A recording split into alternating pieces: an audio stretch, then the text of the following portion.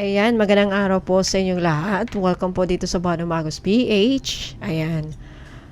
Mga madam at sir, another reading for our collective. Ibig sabihin, lahat po ng zodiac signs ay welcome po dito manood. Para po ito sa lahat ng zodiac signs. Kung sino po ang makakapanood dito, ibig sabihin, may mensahe dito para sa inyo. Okay, so ang main energy natin for today is the Nine of Cups. Now, Nine of Cups ay isa sa pinakamagandang baraha sa tarot pagdating sa emotional wish fulfillment. Okay, so this is the wish card. Ito yung pagkakaroon ng kontento at emotional na security. So, ipinapahiwatig dito na marami sa atin ngayon, marami sa inyo dito siguro ang makakaranas ng sandali kung saan tila okay na ang lahat. Happy na ako, okay? Pero hindi po ito nangangahulugan na wala na pong problema.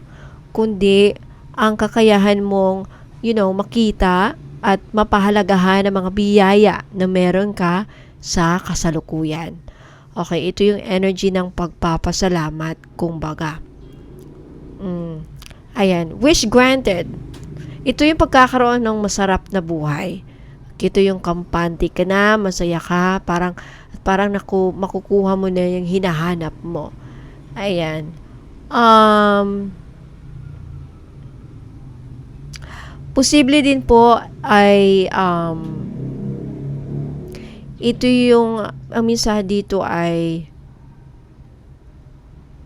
ang kapalaran mo po dito, if ever kayo po ay accidenting napanood ito, ito po yung magdadala ng matamis na ani sa buhay ninyo, okay? Ito yung sign na may mga pangarap na posibleng matutupad. Okay, kung matagal ka ng hinihiling o mga pinaghihirapan ka, ang barahang ito ay sinyalis po na malapit na ito magkatotoo or kasalukuyan mo itong matatamasa. Also, the Nine of Cups is an energy of abundance. Okay, hindi lang ito tungkol sa material na bagay, mas higit pa ito. Like, pagkakaroon din ng peace of mind. Okay, so asahan mo na ang pagkakataon na magbibigay sa iyo ng ligaya at komportableng pakiramdam. Okay, sa inyong personal boy. I mean, meron kang maasahan na darating yung pagkakataon, na may magbibigay sa iyo. I don't know exactly kung ano yan. Okay? And also, emotional security. Okay? So, this is a sign na mas magiging matatag ang iyong kalooban. Okay? Magkakaroon ka ng pagkakataon na, ma-enjoy ang bunga na yung mga naunang pagsisikap ng walang pag-aaninangan. Okay? Now, ang gabay po dito is wag maging madamot sa sarili. Okay? Karapatan mong maging masaya at magdiwang sa iyong mga nakamit. Okay? Wag mong maliitin ang iyong mga tagumpay kahit malit lang yan. Gaano man yan kalaki o kaliit sa tingin ng iba. Okay? At again, maging mapagpasalamat. Like, be thankful, be grateful, no? Ito po yung gabay sa araw na ito. Ang pagpapasalamat po at pagpapanatili sa ganyang energy, yung nakafocus ka sa anong meron ka. Ayan. Will you know what? It will multiply your blessings. Ayan.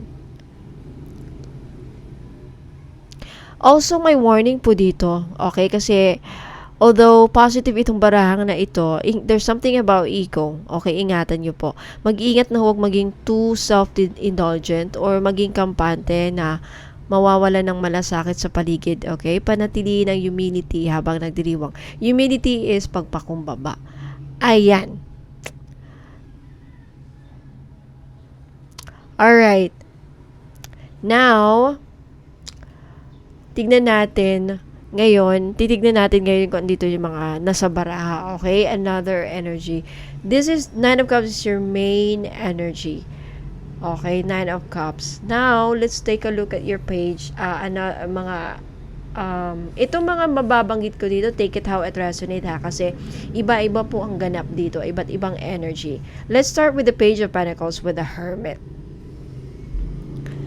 Okay, ito yung some of you, I feel like may pinag-aaralan kayo. Ito yung Page of Pentacles with the Hermit. Ito yung seryosong pag-aaral o pagpaplano habang naka-isolate. Kumbaga, hindi ito yung time para magmadali or magpakitang gilas sa ibang tao. So, ibig sabihin, wag po kayong ma-pressure sa mga... Have you ever experienced na napapressure kayo sa achievement ninyo? Okay?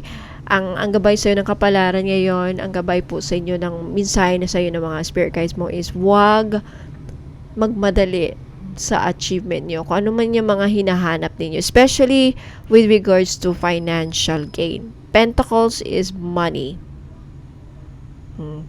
Ito yung time na mag-focus ka lang sa sarili mo. Okay? Ayan. Kasi ang Page of Pentacles, ito yung energy ng taong may bagong gustong simulan. So, possibly, may sinisimulan kayo right now. Kung ano man yan. Could be project, could be a business, or anything. Parang skill din. Okay? Parang may hawak kang barya na tinitigan mo. Iniisip mo kung paano mo ito palalaguin. Maybe some of you are, yung iba sa inyo, nag-iisip paano palaguin ang business, paano palaguin ang kinikita, paano mas magkapera pa ng mas marami. Okay? Na ang Hermit naman po, ito yung paglayo muna sa ingay ng mundo para makapag-isip ng malalim. Okay? So, I feel like inuudyok ka na wag ma-distract sa ingay. Okay, ayan. Para makuha mo yung sagot sa hinahanap mo. Kasi I feel like yung iba sa ninyo dito, may gusto kayong... Lalo na kung naghanap kayo ng pera, let's just say that, right? Naghanap kayo ng oportunidad.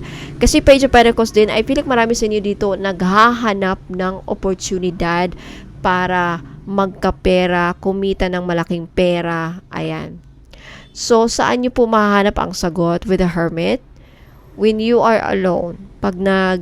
During sa pagninilay natin. Okay, ayan. What else?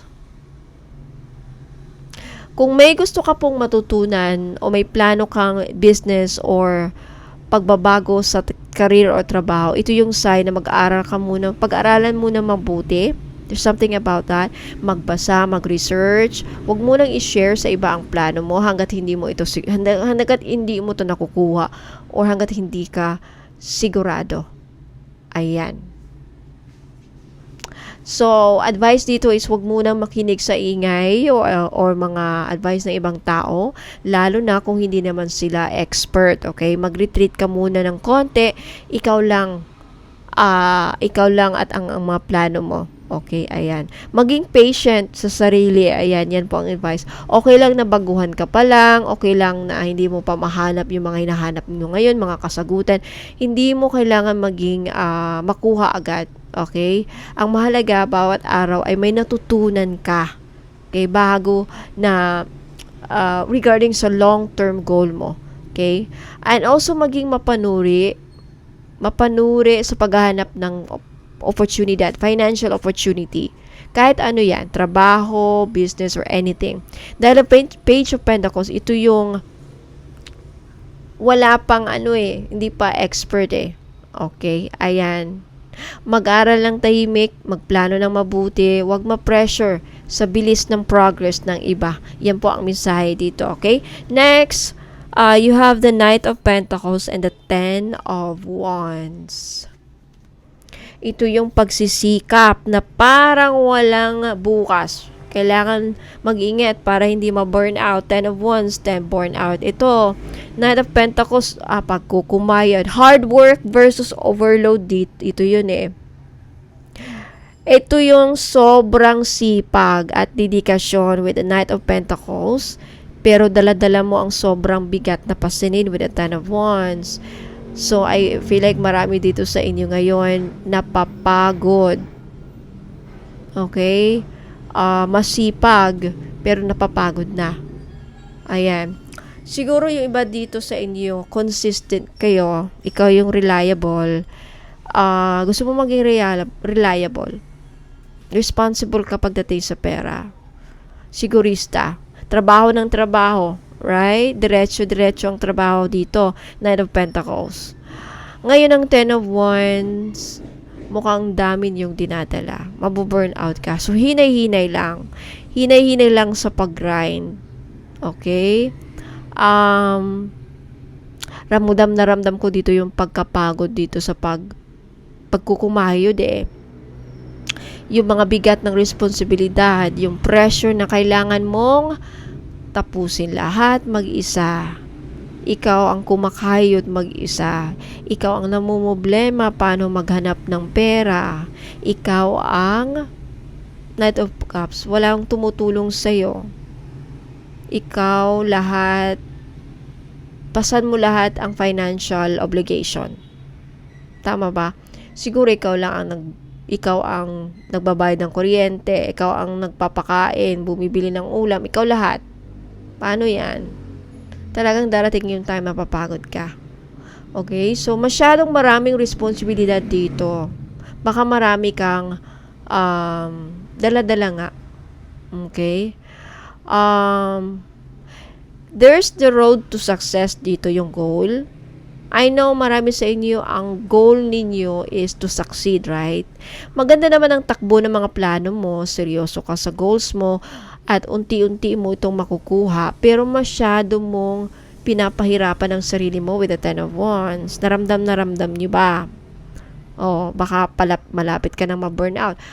Alam mo, ang mabibigay kong example dito yung mga vloggers na na-stroke, na hospital, kasi yung bang pressure na kailangan may makuha tayo ngayong 1 million, may makuha tayong 1,000, ano ba yan, may quota, mapipressure ka eh. Ang tindi ng pressure eh, kasi may hinahabol. Easy lang, chillax lang. Okay, wag magpadala sa mga pressure, 'di ba? Ayan. Ngayon, ang magiging resulta dito if ever naka-resonate ka, magtatagumpay ka sa ginagawa mo dahil hindi ka sumusuko. Pero baka darating naman sa point na ma-burnout ka, maitakbo ka sa hospital, ma-high blood ka, ma-stroke ka, o ano man yan, delikado ang kalusugan. Okay? Kaya nga ako hinahinay lang Aanin mo ang pera, right? Yung kikitain mo siguro sa isang buwan, ang goal mo is 200, 300, half million. Ay, grabe, ang hirap niyan. Paano yan ma-accumulate? And then, yung bill mo, ma-hospital ka naman, tas ang bill mo, umabot ng 1 million, kulang pa. O, diba? So, ang advice dito, matutong mag-delegate. Hindi mo kailangang buhatin lahat mag-isa. Kung may pwedeng tumulong sa'yo, hingin mo. Okay? Kaya matutong magsabi ng, hindi, ayoko. Sa mga dagdag na pasanin na responsibilidad, hindi naman lalo na kung hindi priority. Okay? Pace yourself. Ang Knight of Pentacles ay hindi nagmamadali. Bakit mo minamadali ang sarili mo? Nakikipag-competensya? Yan na nga nangyayari yan pag kinukumpara natin ang sarili natin sa iba. Right? Nakikipag-competensya. Siya, meron na siyang sasakyan. Pero silang at tayo din. Something like that siguro. So, ang Ten of Wands dito paalala na ang pag-abante ay hindi nangangahulugan na dapat kang mamatay sa pagod. Okay? Break down your task. Imbis na tignan ng kabuuan ng bigat ng load, hatiin mo yan. Okay? Gawin mong isa-isa para hindi ka ma-overwhelm. And check your why. Tanungin mo sarili, bakit mo ba ito ginagawa? Bakit ka naghahanap bakit ka ba nagpapakahirap? Yun. Bakit, di ba? Bakit mo pasampas? Yan ang question. Okay? Ayan. Ano natin to para alam na tapos na. Alright. You know what? Tuloy mo lang ang pagiging masipag mo, pero bitawan mo yung mga pabigat na hindi naman kailangan na dapat ikaw ang magdala. Hindi mo kailangan pati ikaw dadalhin mo. Okay, ibigay mo yan sa iba. Ayan. Alright, next, King of Pentacles with the Six of Wands. Ay, maganda ito. This is good news. Ayan, success na may kasamang stability. Ayan, napakaganda ng energy na ito. King of Pentacles, ito yung pinaka-mature na energy pagdating sa material na bagay. This is about money and career. So, dito hawak mo ang sitwasyon, magiging kampante ka, dito alam mo kung kaya mong ibigay ang kailangan mo at mahal sa buhay. So, dito, kayang-kaya mong ma-provide. Ito naman yung card ng victory, Six of Wands. Ibig sabihin, darating yung time na makikilala ka sa galing mo. Ikaw ang magiging bida, panalo ka dito. Ramdam na ramdam mo rin ang suporta at paghanga ng ibang tao dito. So, yan na nga. Pagkatapos ng pagod, if susundin mo ang advice dito, yung banggit natin kanina sa Ten of Wands, yung dahan-dahan ka lang, huwag kang magpakapagod, ito ang magiging resulta. Maaani mo rin ang mga gusto mong maani. Okay? Magtatagumpay ka rin. Kung naghanap ka ng promotion, business growth, or validation sa ginagawa mo, ito yung sign. Okay? Ito yung sign na mangyayari yon. Okay? Patience lang talaga. Habaan ng patience. Now, hindi lang ito tungkol sa pera o tagumpay. Tungkol din ito sa pag-angat ng posisyon mo. Okay? Sa mga naghahangad ng posisyon. There's also something about your confidence. Lalo mo maramdaman na kayang-kaya mo. Okay? So, enjoy mo yung victory, small wins every now and then. Huwag mong isipin, huwag mong yung mga pinaghirapan mo, celebrate mo. Tanggapin mo yung recognition na binibigay sa'yo. Okay? Maintain the standards. Ayan. Panatilihin yung pagiging down to earth, King of Pentacles, at disiplinado. Ang King of Pentacles ay matagumpay, pero hindi po mayabang. Steady lang po siya, tahimik in fact. Share your success, dahil ikaw ang magiging nasa posisyon ng king, ikaw magiging hari, regardless kung babae ka o lalaki, ibig sabihin may kakayahan ka na financially. Magandang pagkakaiton to para makatulong din po sa iba. Na may nakikita ko dito na meron kang maitutulong sa laki ng perang ma-achieve mo. Ayan. Stay grounded. Huwag mong hayaang lumaki ang ulo mo din. Okay, Six of Wands. Ayan. Panalong-panalo ka po dito. Deserve mo anumang success na matatamasan po ninyo sa mga susunod na buwan or araw o linggo. Kaya enjoy mo lang. Siguraduhin mo lang steady. At huwag din po kayo magpakapagod. Steady lang. Okay? Ayan. Steady lang po. Hinay-hinay lang. Now, last. Ace of Cups and the Magician. Oh, ang ganda din ng baraang ito. Napaka-powerful. Ayan. Bagong simula na may halong magic at emotional fulfillment. So, this is manifestation and new beginnings. Ace of Cups, ito ay bagong new emotional fulfillment, new love siguro, new inspiration, magandang oportunidad regarding passion or ano man makapagpapasaya sa'yo. Magbibigay ng kasayahan. Alright? Ayan. The Magician naman po, ito yung master manifestor. So, siya yung may hawak ng lahat ng tools. Ibig sabihin, hawak mo lahat ng tools para gawing realidad ang anuman ang idea na nasa isipan mo. As above, so below. Kung anong nasa isip mo, kaya mong gawin sa physical world. Ang mensahe dito is, now, minsan, magkalaban ng logic, Magician at emotion, Ace of Cups, pero dito magkakampi sila. Ibig sabihin, anuman mga nararamdaman mong gut feelings or excitement, may kakayahan ka na magawin itong totoo. Okay? I also feel like marami dito sa inyo nagmamanifest ng bagong simula, new chapter.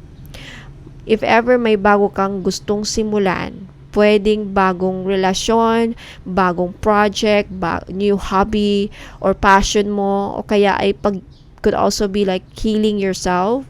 Gusto mong i-heal ang sarili mo.